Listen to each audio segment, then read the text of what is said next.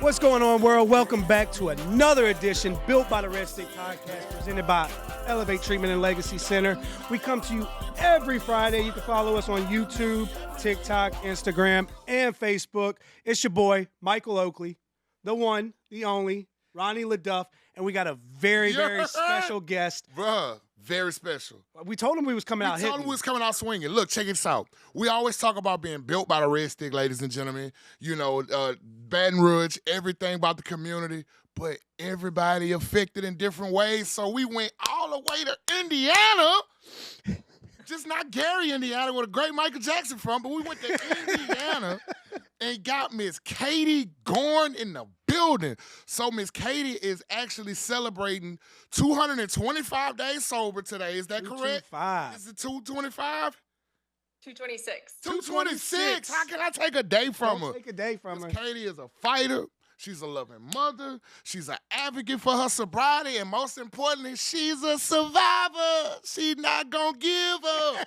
So I want everybody in the Built by the Red Stick building to give Miss Katie Garn a hand clap.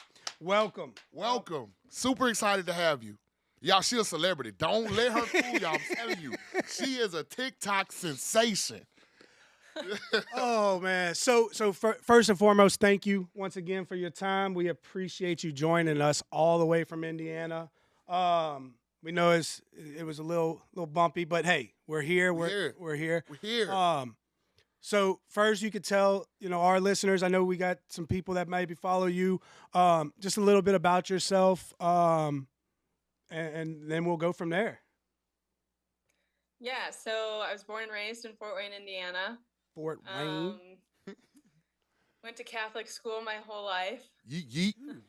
You too? Nice. No, I said, until I got kicked out of them all. Oh, I was lucky. I got to stay. Yeah. No, but then I became a hairstylist. Okay. After high school. I've been doing it for 12 years. I took a little break in there for a couple of years, but then got back to it. I've been back to it for a long time.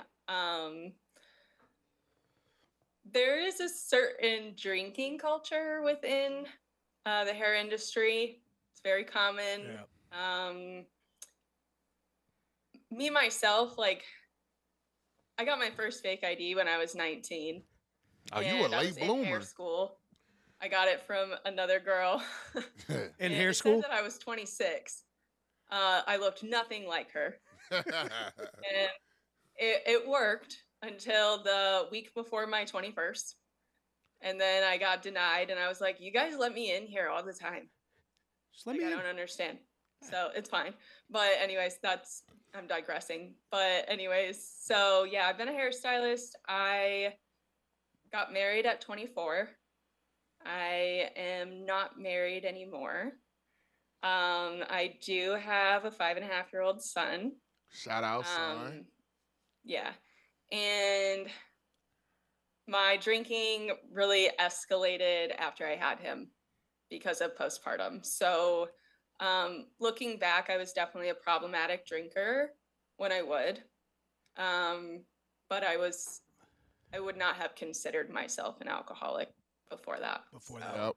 And it's crazy because so just so one of our main focuses is a lot of the things that go underlying that kind of contribute to alcoholism. And so many times working in the treatment industry, I hear that story, especially with women, where the postpartum, they may be a heavy drinker. They may be not even a heavy drinker, just kind of your casual drinker, but postpartum hits and the depression and anxiety of that unfortunately leads to the bottle or other things. Yeah, absolutely. It's super common. So I've followed your story. Stalked is a more appropriate word. I followed your stories over the last couple of months. And so one thing though that I don't think I was early enough in the Kate Garn train was how you fell into recovery. Because nobody wakes up on a Tuesday morning and they're like, you know what? I think I'm going to, get sober. Normally, I always describe it as some type of external chaos creates an internal desire to change. So kind of what was that led, and you don't have to go like big into details, but what was some of the contributing factors that like you woke up and you're like, hey, I got to make a change? Well, I was living in guilt, I would say.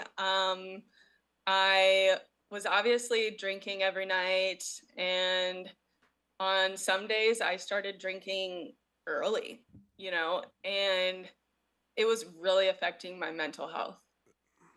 Every single day was a struggle. I was severely depressed, severely anxious. I had heart palpitations all the time. I was angry. I was very angry. And I mean, I throughout my life, like, yeah, I have character defects Yeah. for sure. Everyone does. And I never handled my anger in a healthy way. But it had gotten so much worse. And just like full transparency, like I did not want to be here anymore. And I think that is it's so common. Yeah. People put on this front when they're out and about with friends and they're drinking and they're having fun. Well, then the next day they're living in regret. Yeah. You're just miserable, Yeah. and you're waiting for that drink. And it's like, that was the one thing that pulled me out of my depression and my anxiety for a few hours, and then the next day it was just, I was wrecked. And I had mentioned this before, in my TikToks, my earliest childhood memories are at 5. And the morning I woke up, the day I stopped drinking, that was the most depressed and anxious I had felt. And it scared me. And back to Mac was turning 5, 10 days from when I stopped drinking. Right. Because I didn't want him to remember me like that. So that was a huge factor in it. That's really serendipitous. Me and Mac's relationship was struggling because, and yes, he's 5.5. Was he taken care of? Absolutely. But I wasn't in a good place. Right. The emotional connection wasn't where you wanted it to be. I can't hear you. The emotional connection wasn't where you wanted it to be? Right. I was very disassociated because I was so stressed all the time. Yeah.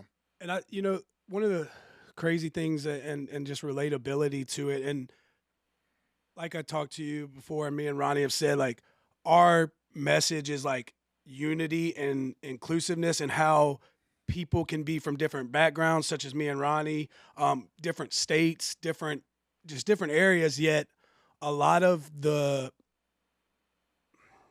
trauma of our drinking and using careers and the things that kind of underlying issues.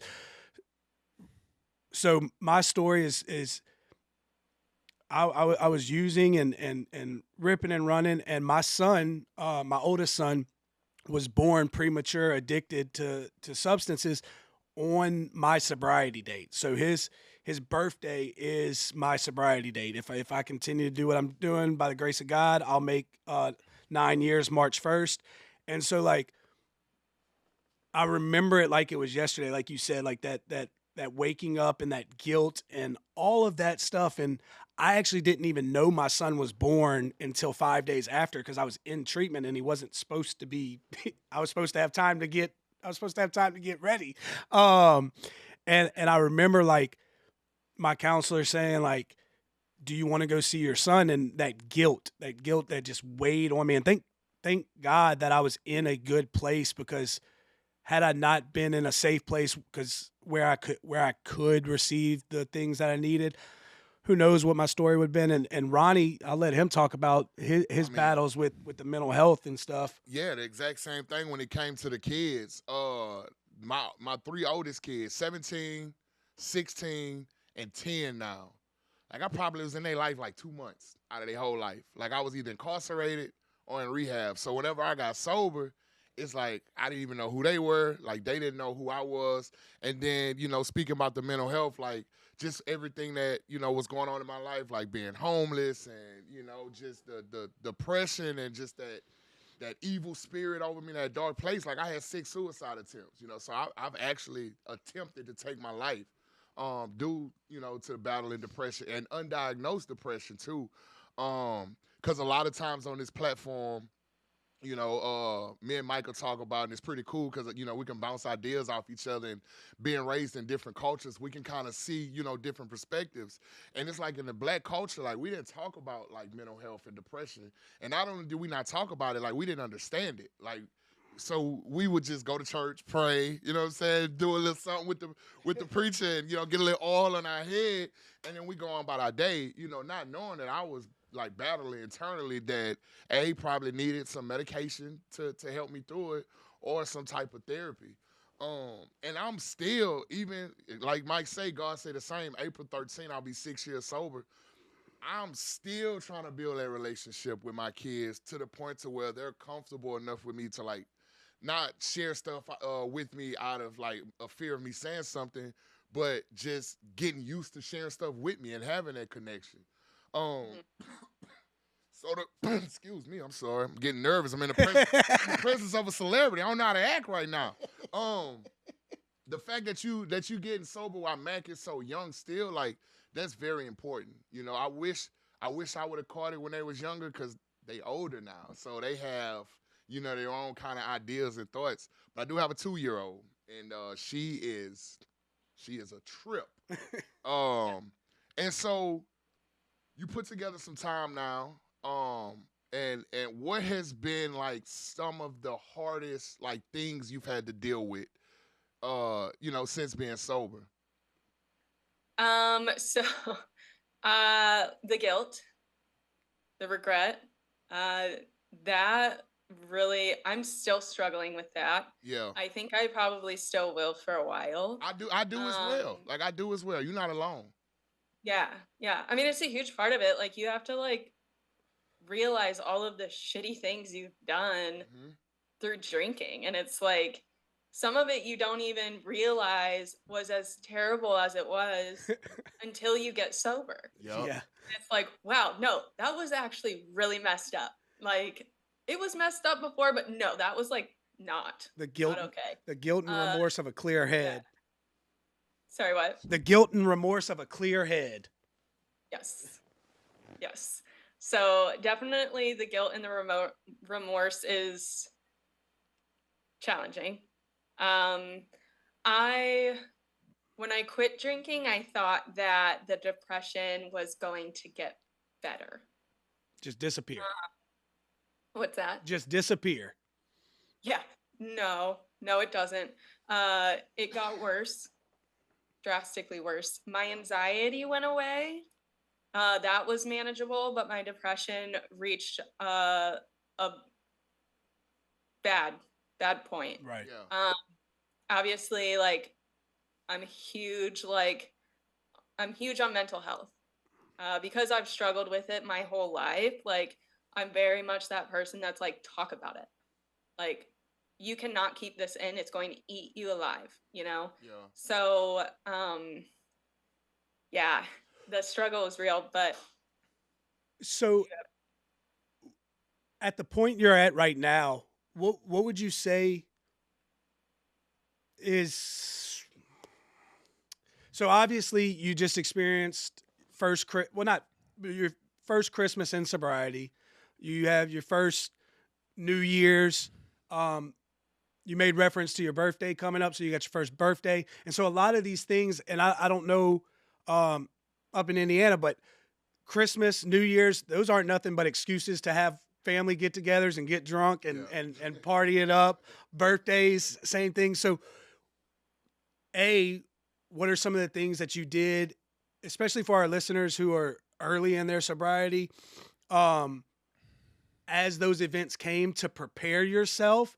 And B, what are some of the like gifts and joys that you felt? Because so many times people talk about all the things they got to do to prepare for those events, but we don't always highlight the stuff like once I make it through sober and actually had a good time, we don't highlight those things.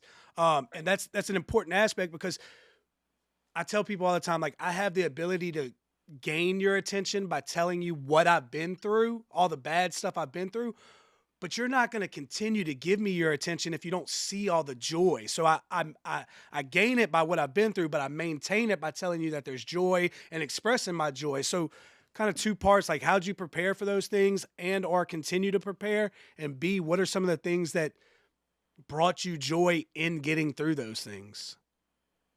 Yeah. Well, so I'll just start with this. I quit drinking June 22nd. So I've had the 4th of July, I've had Nice. Halloween, I've had Thanksgiving, I've had Christmas, I've had New Year's. So all drinking holidays for me, right? And most people. So I isolated. 4th of July was actually when I made my first TikTok. Really? And yeah, and it shouldn't have gotten attention. It was it was not good.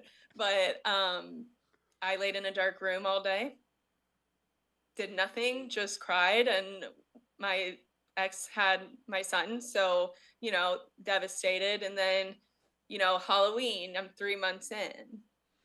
It was better, so I wasn't upset about missing holiday party or Halloween parties. I don't like Halloween as it is, so it's not a big deal. But Not a Halloween fan either.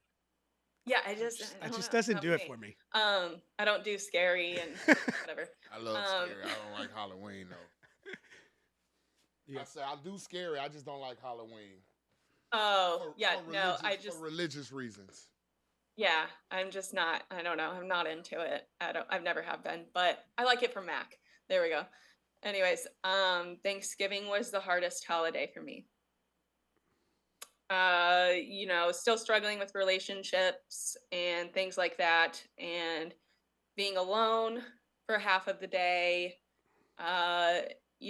dropping my son off to his dad and then having to come home and be alone when you're triggered is not an ideal situation. Yeah. So, and then as I approached Christmas, I was okay, but I wasn't great. Right. Because I did know I wasn't gonna have him the whole time, and it's like he helps hold me accountable, and like I just, I got through it, and I was okay. I didn't want to drink that much. There was a small period of time on Christmas Eve where I struggled, but and I did make a mocktail. Initially I didn't do that. I don't use any NA ingredients in it. It's literally just like 5 different juices with some cinnamon sticks. Yeah. Heck yeah. Yeah. So I got through that one. New Year's, I tried a sober event. Heck yeah. Oh, wasn't your cup of tea? Wasn't for me. I relate. They probably ain't have enough superstars in the building. I feel you. They ain't have other celebrities in the building, so like everybody was just like, "Oh my God, Kate!" So I get it. That's exactly what happened. I don't know who within the recovery community here in Fort Wayne really even knows that I do this. I know of some that do, but I don't know like to what extent. I don't talk about it in my meetings or anything like that. I don't bring it up in topic with even just somebody on the side. I don't want to focus on that. I understand that. So, I understand that. and there's gonna be people that don't agree with me doing it. Right. Absolutely. Absolutely. I agree. I mean, we see the same thing, especially, and I understand it from, the perception. When I got sober, especially in the Baton Rouge community, it was a lot of, I guess, old timers. And I understand the traditions. Like I do, I really do. But I also understand the fact that, and I could be, and I'm very blunt, and I'm very just a person who like really just doesn't care what people think. I say what's on my mind, and I say what's on my heart. At this point in society as a whole, I find it selfish for us to completely be anonymous. I'm not asking to be the face of recovery. I say that all the time. But I also find it selfish for me to have joy, for me to have hope, for me to be willing to talk about the bad days, for me to be willing to talk about the good days, to not share it to as many people as possible. And which is one of the things that I think is great about your journey is that I've seen your lives and I've seen the people from not even all over this country, but all over the world who resonate with your pain, your joy, your good days, your bad days. And as a recovering community, I think that's important is that we have the ability to spread hope. That's what our platform was built for is to just spread hope. There's so many things, whether it be political divisiveness, and we talk about everything on here. So from political divisiveness to the opioid epidemic to the social media controversies, all of that stuff. It's important to have some hope and have people who are willing to spread that hope. So I congratulate you on your balance of being able to maintain who you are in your own recovery community versus also being able to spread hope, which kind of leads me into my next question, because you've talked about days where things aren't good, right? And that's part of life. Every day, just because we get sober, isn't just rainbows and unicorns and popsicle sticks. And you used to say something else in your education. We're gonna keep it. But how do you find your drive to be that open and vulnerable on social media, and B, when you don't want to? Because I can imagine there's days where you don't really want to sit in front of the camera for an hour, hour and a half and talk and entertain. How do you find that drive? Like, what's your why is, I guess, the question. I think because it's important to be realistic about sobriety. I'm not going to get on there and sugarcoat it. Absolutely. I don't think that's going to benefit anyone in the long run. If I get on there and say, yeah, this is great, I'm doing so well today, and then they get sober and they're like, what the hell is she doing? Like, that's not right, you know? So, and there's so many people out there that are struggling with A, mental health, or B, addiction, or C, postpartum, or, you know, stuff like that. Or D, like, all of the above. Yeah. And it's like, it's the raw, honest truth. And that's who I am as a person. Yeah. I'm really raw. I'm really vulnerable. I'm like you guys, I'm blunt. I'm going to tell you what I feel when I'm feeling it. But that's just who I am. And I don't hate that. No. You know, I mean, there's certain things I should probably work on, but ultimately, like, I am happy that my honest approach to this is bringing more people to sobriety. I can't tell you how many people get on my lives and they're like, I'm on day 8, I'm on day 43, your videos happen here. They going crazy for you in the chat right now. When I think about it, because I didn't have that. Yeah. You know, so to be a voice for people that are really finding it hard to find theirs, but then they are giving themselves a chance, you know, like, yeah, it's hard. It's absolutely worth it. Yeah. Like, you know, your brain is adjusting. Yeah. So for somebody that carries so much, you're not doing it intentionally, but for somebody that carries so much weight, it has to be hard, right? Like Mike alluded to. And so I want to bring it back to the mental health, because that's very important to me. I'm fortunate enough to work in the best psych facility in the state of Louisiana. We specialize in mental health and, you know, all that good stuff. And so once you got sober and didn't have the drinking as a coping mechanism, and you was feeling that stuff, like, what did you do to help get through that stuff? Like, did you go to therapy? Like, did you pray? Like, what steps did you take? I've done one-on-one therapy for years. He's seen me through it all. Okay. You know, and so yes, that has helped me drastically. You know, obviously meetings was a big deal for me because I isolated, first of all. Yep. Which is dangerous. That was a way for me to be around people and not feel so alone. So I've medicated myself for years. Okay. Prescription wise, but also, alcohol. So when you're mixing the two, they're not working. No, you can't. Not at all. Realistic. Not at all. They're not. Yeah, I thought they were. That's the worst part. I genuinely thought they were. And then I quit drinking and I realized, okay, the fact that I have been using this substance for so long and I wasn't even able to identify that it wasn't working.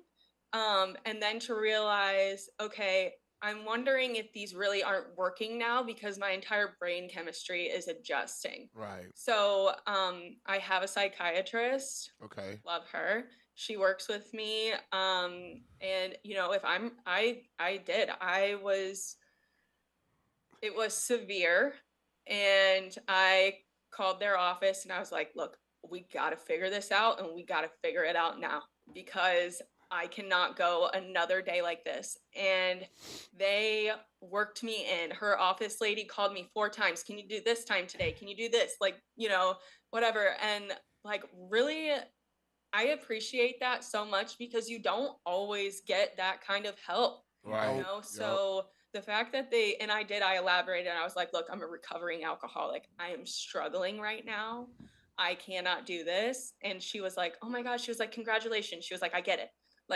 So they really helped me get there. I'm still ironing out my medications, I got to get it figured out and I work on it. So, and honestly, the realistic and the realism of it, and me and Ronnie talk about this all the time, is that I don't know if there is a one size fits all solution. I tell people all the time early in sobriety, sometimes you just got to hold on to your chair and go for the ride, which is kind of what you talked about in the early holidays with Thanksgiving. And look, as a single parent, I understand the hardships, and I've had a couple of years of doing it now, so it doesn't necessarily get easier, but sometimes I guess simpler for those transitions during Christmas where, son either wakes up with me and then half the day I have to bring him to his mom's, or he wakes up with his mom and then I only get him half of the day. Either way. So understanding and being vulnerable and being able to adapt and overcome on those things. And like you said, just being open with it is that every day's not going to be good. Some days, or for maybe even years, if I'm on medications, they might do a really good job and then eventually they might not. And I find it because especially in the South, there's a big stigma, and especially when it comes to men. And then like Ronnie's alluded to within the African-American culture, it's not really talked about. You just kind of brush yourself off. You get up, and if you're having a bad moment, you just work through it. And so many times we see people of all genders and ethnicities come into treatment, and there's this stigma against it. And so the ability to have people like you, to have people like us, and there's many of other creators and people that I follow who talk about the same thing, is be open-minded to talking with a psychiatrist, talking with a therapist. Like you said, I've seen the same therapist since 2016. So we always joke around and call him an expert on Michael Oakley, because once you spend 10,000 hours doing something, you become an expert on it. So I find that it, A, beautiful, and B, just passionate about and like Ronnie said, he's really big on the mental health side. I always tell people, and I'm authentic, I'm very fortunate. I experienced depression, but not clinical depression. I experienced anxiety, but not clinical anxiety. So that's not a story that I'm familiar with. And so I always open it up to Ronnie. And welcome to Elevate, a place for people like you built by people just like you. We're committed to helping all elevate from the destruction of addiction. I hope I would give somebody who's either new in recovery or that's currently struggling with addiction as today can be the last day. That you struggle the last day, that you wonder how you're going to have to chase down that drink, that fix, whatever the case may be for you. At Elevate, we embody more than treatment. It's about passion, love, understanding, truly being your partner on your path to recovery. Our staff treats substance abuse and co-occurring mental health disorders with a multidisciplinary approach to best fit our clients' needs. We all just embrace each other. We genuinely care, check up on each other, and it's not an act. You matter. You're more than what you've allowed yourself to assume you were. When perseverance, hard work, and dedication meets, success happens. At Elevate, we have a variety of programs to fit our clients' personal needs, such as intensive outpatient, and the aftercare program. If you or someone you know is struggling with addiction, give us a call. Elevate. Do more than recover. Leave a legacy.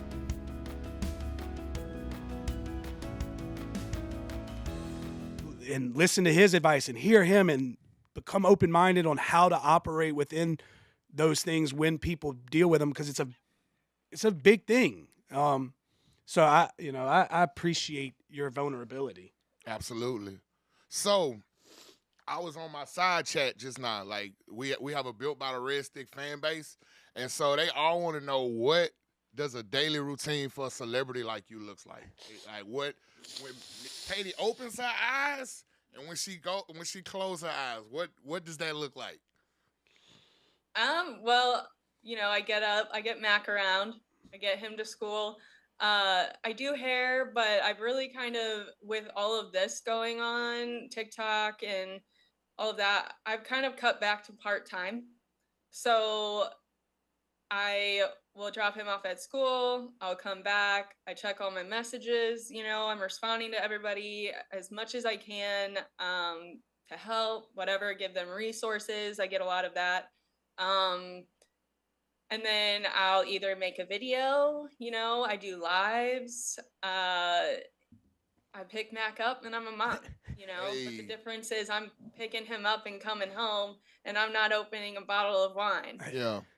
So Speaking of the resources, what, for people that are going to tune in from our area, what are some of where can they find your content? And B, do you find that, because based off of, and correct me if I'm wrong, based off your story, you went straight to 12 steps. You didn't attend treatment? I did not do treatment. Okay. So You a unicorn. What? So what are some of the resources that you have found, especially in your area? How is the resources? Are they readily available? Do you find that y'all need more out there? Of course, probably everybody always needs more, but. Yeah. I quit drinking and went to a meeting that night because That's awesome. I accepted I was powerless over alcohol. I was never going to be able to do it alone. I had tried and it just wasn't working. And I needed something to hold me accountable. And so there is a good amount of meetings here in Fort Wayne, all different like from the different recovery programs, Right. whichever.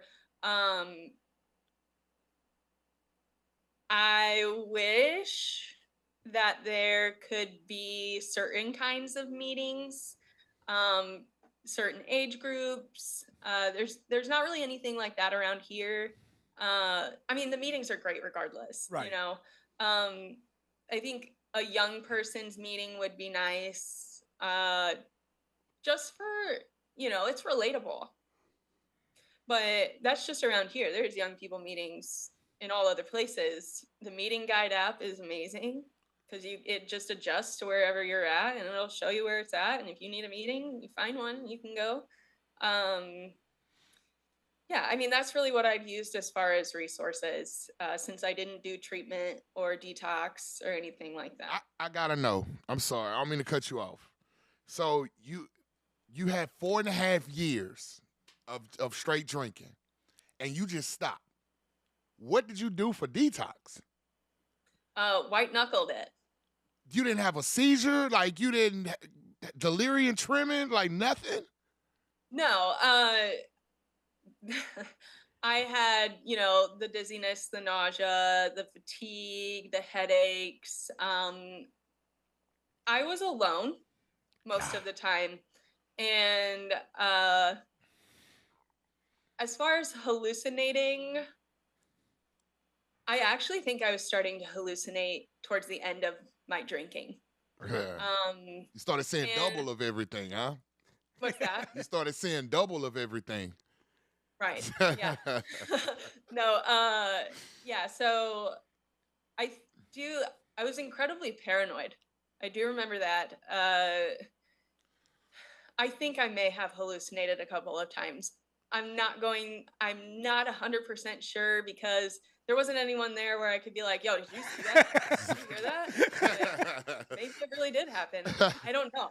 So, yeah, I mean, there's definitely things. My withdrawals were not easy by any means. I can imagine.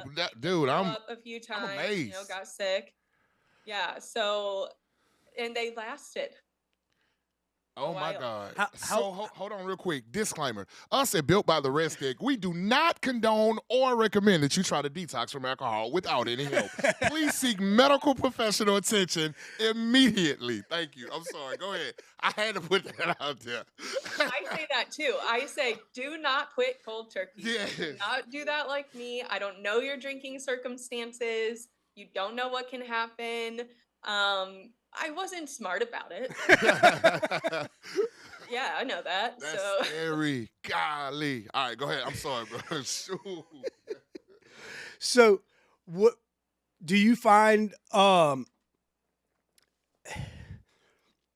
I know that you do your program. Do you find though that your community of followers helps hold you accountable? Oh yeah, that is one part of what I was gonna say. TikTok,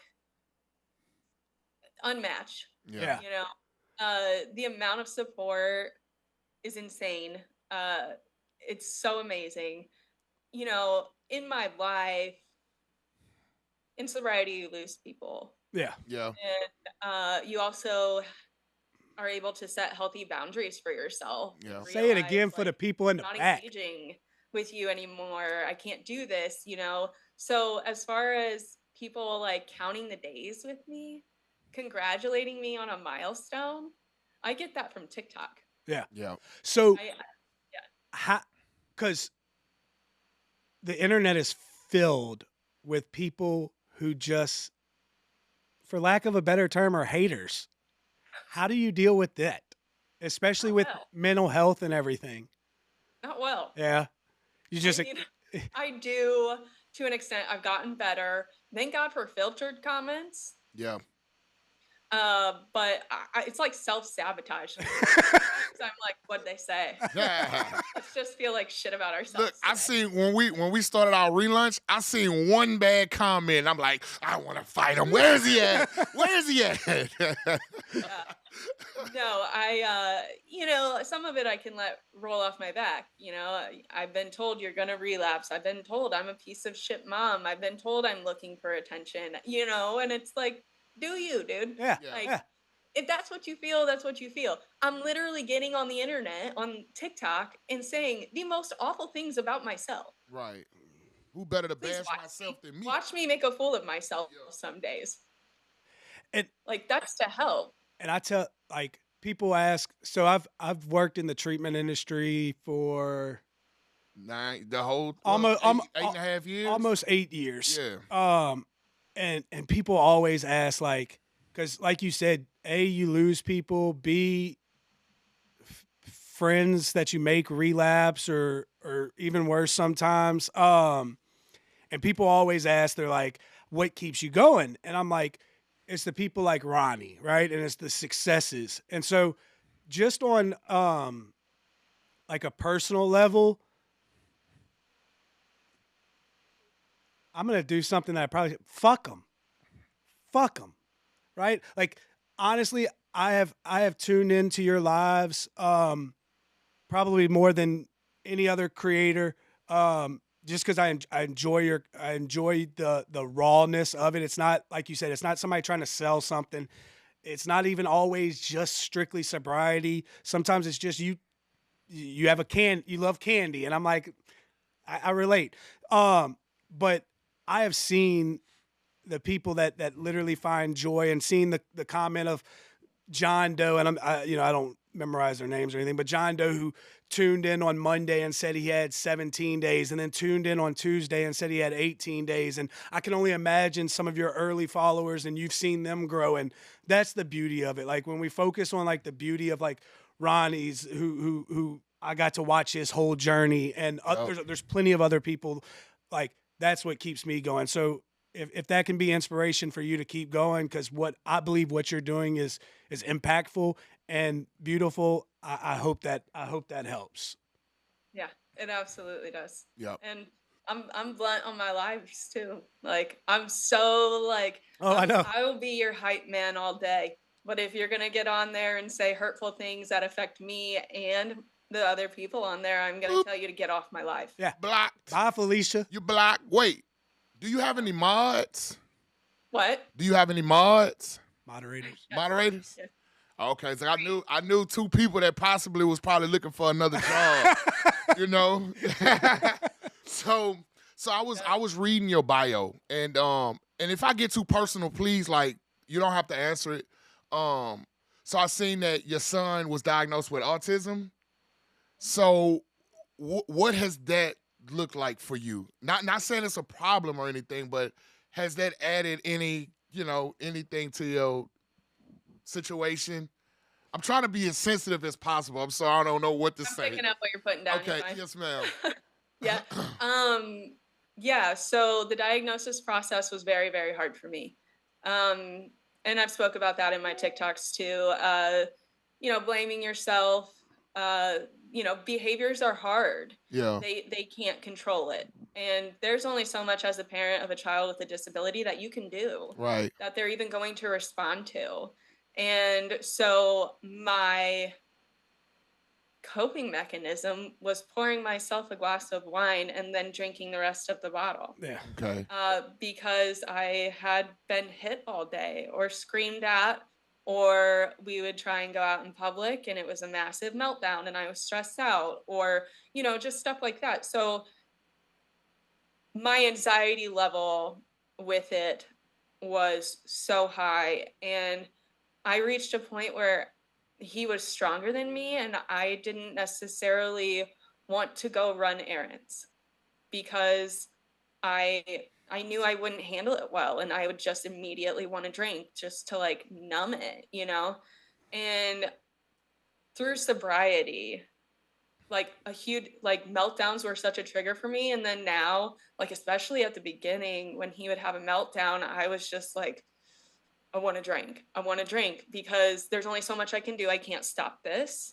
My son is perfect. Okay. He is my favorite human being. I'm not talking about anything like that. I love him for everything that he is.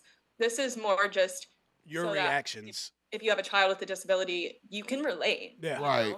So, now I've reached a point in it where I don't want to drink. Yeah. He has a meltdown. He doesn't hit me really anymore. We did ABA therapy for him, applied behavioral analysis. So that helped him a lot and really helped set him up for success. So he's in a regular classroom. That's awesome. I'm, your typical, I'm a helicopter. And I own that all day. And I am worried that kids are going to pick up on things and be mean. Yeah. Because kids are mean. Yeah. So don't mess with Mama Bad Cub. Really I'm telling you. Worry about that, and that's probably my biggest stressor with it. Yeah. Go ahead. I was just gonna. Yesterday I tuned in, and you were talking about, and so Ronnie has six kids. I have two. Help me, Lord. And I heard you talking about my biggest fear. And it was, being a parent of a child in addiction. And so my oldest, we had an episode where he was diagnosed with ADHD and ODD, which is oppositional defiance disorder. And he has his meltdowns and he has his stuff, and I relate on even currently, almost 9 years sober, like just the guilt of like, what could I have done more? What can I do more now? What am I not doing enough of? Is somebody gonna pick on him? Because I'm a loose cannon when it comes to my boys. I'm a loose cannon. Look, I own it. I sent like one time the school sent me this like letter when he was in like kindergarten, or no, he was in preschool, and I sent them the most composed verbal assassination email ever. I remember. So you I know, remember. and I think what you do when you talk about those things and why I do it is it gives power and it gives hope to people. Like, you're not the only one, because like for especially as like a recovering alcoholic, like you said, like just because I got off of drugs and alcohol doesn't mean like all the things, all the worry, all the character defects just go away. No, I still have them and they still creep up, and I still have to learn new coping mechanisms. So I find it, and also like autism has a very special, I won't relate anybody else's story because it's not my story to tell, but you know, I have a close connection with it, and to hear hope and how like he's in the regular classroom and the fight, I don't know if fighting or hitting or meltdowns, however we want to describe it, have weakened, like, and like you said, like, dude, I love my kids they, like you said, they're perfect. They're perfect. And it's more about how I react and the guilt and the learning how to cope with them. Nobody handed me a book when my kids were born on how to raise a perfect child. Right. I don't know if you got one. Can you pass it on, please? I didn't get that. Yeah. No. I ask everybody. Nobody ever has. So what I was gonna ask before Mike said it all beautifully, because my kid's not perfect. I don't know what y'all up here talking about. I be raw, especially that little one. I love my babies. So have you seen that now since you've gotten better, Mac has gotten better, and also the relationship with your son? How has the relationships with family and friends evolved since you have kind of? Good question. Come on, man. I learned from you. Question. Bro. Oh, I'm learning. I watch you. I watch you. So how have those relationships as well evolved since? Because we always the problem, right? That's what they teach us. Yeah. Since you worked on yourself, how has those relationships changed as well? Okay. So with my ex-husband, it's great. Yeah, it's definitely ideal. Amazingly. Put him through shit. Yeah, I won't sugarcoat that. I was a piece of shit wife. Absolutely. And he deserves better. And I know that. That is very admirable of you to admit that. You hear that, ladies? Y'all ain't perfect. It's okay to not be okay. Go ahead. I'm sorry. Fine. Yeah, no, he trucked through it. I was the one that left. You know, getting sober, you realize things about yourself. I was the problem. Absolutely. Nobody's perfect in a relationship. Right. Nobody is, but I wasn't good. So I was stuck in addiction and just, you know, selfish. Yeah. Very selfish. And I hate that. I didn't take anything into consideration, his feelings or anything, and it is gut-wrenching to think about. You know, you say those vows, that's for life, right? Right. So sometimes it's not. Yeah. And that sucks. It's hard to understand how I got to where I got to in our relationship, and you know, factors. Doesn't matter. Either way, as far as my other relationships, I have set healthy boundaries for myself. You know, I'm not gonna sugarcoat it, okay? I isolate. Yeah. I don't have a lot of contact with anyone. I do have friends still, but I isolate. You know, the hope is that my relationships with people in my personal life will continue to get better, but I also have to protect myself. Yeah. Absolutely.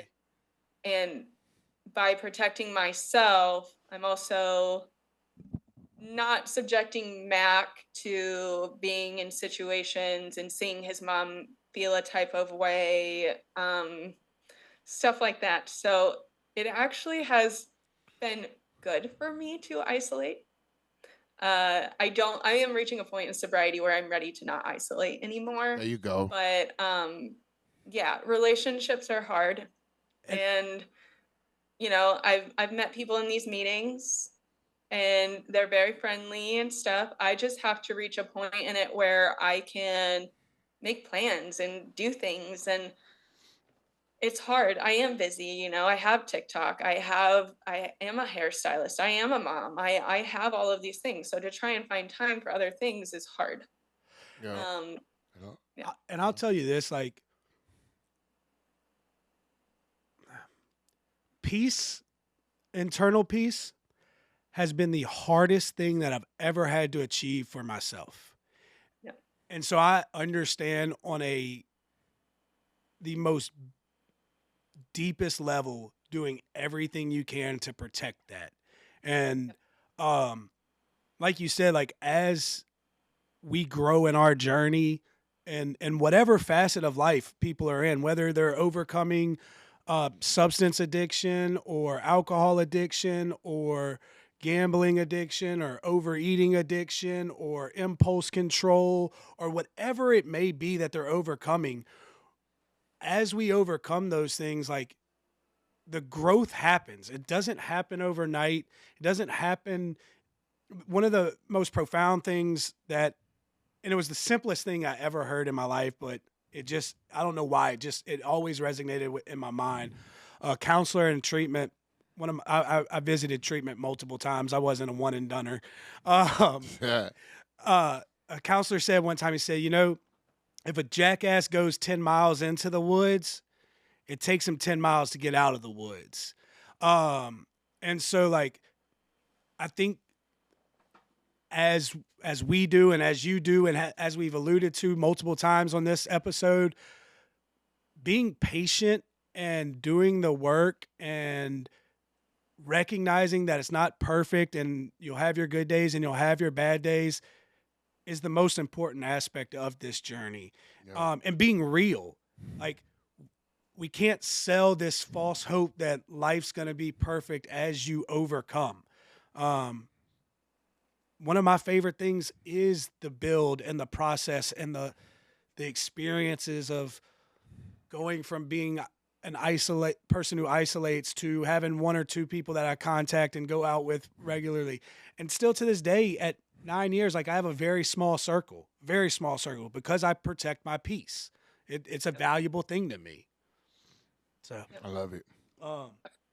Protect peace at all costs. At all costs. At all costs. So real quick, I don't know if y'all seen this. I went and seen Moana 2 with my baby girl when it came out. I haven't seen it yet. But they had a trailer for a movie. It's a true story about a little boy with autism. Did you see that trailer? I can't wait. Yeah. I'm with you, Miss Kate.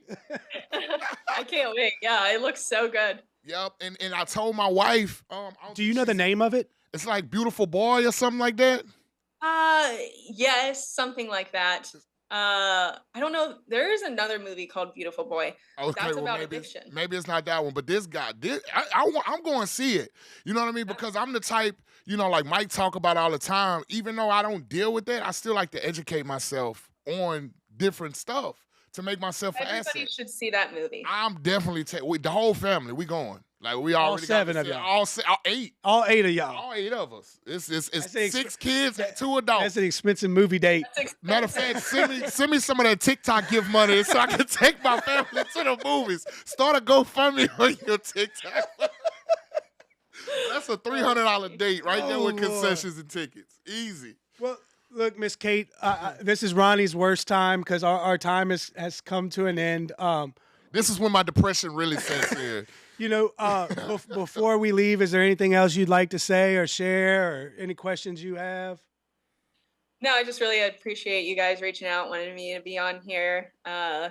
I'm thankful for all of the opportunities that have come my way since getting sober, and I'm just happy to help everybody. And this was fun. Absolutely. Yeah. What a great Hey, well, our producer is the best. He say, look, man, I got this lady. I think y'all should check her out. And, you know, we did our due diligence. So And shout out Ken for making that happen, man. We are super grateful. We understand that life happens, and we are super grateful for you joining us. Absolutely. And yeah. I So mean, I gotta alley oop for the closing. For the That's closing. my outro dance. You like that? Love it. So again, we want to thank you so much for joining us from Fort Wayne, Indiana. Where can people You know, yes, before we go out, where can people find you? Just say that again real quick for the end of the video. Yes, TikTok at Kate_Garn, and then on YouTube, at Recovery with Katie, it's RCVRY. Okay. Katie. Y'all Perfect. go blow her up. Go blow her up. Miss Katie is the real deal. She is uncut. She is raw. She is pure. And she's also loving at the same time. And for some of y'all with them beat up lace fronts or whatever, you need your two-tone hairstyle or whatever. If you're in Fort Wayne, Indiana, go see Miss Kate. Tell her Built by the Red Stick sent you, and you might even get a 5% discount. But no, Yes, we really absolutely. thank you from the bottom of our heart for joining us.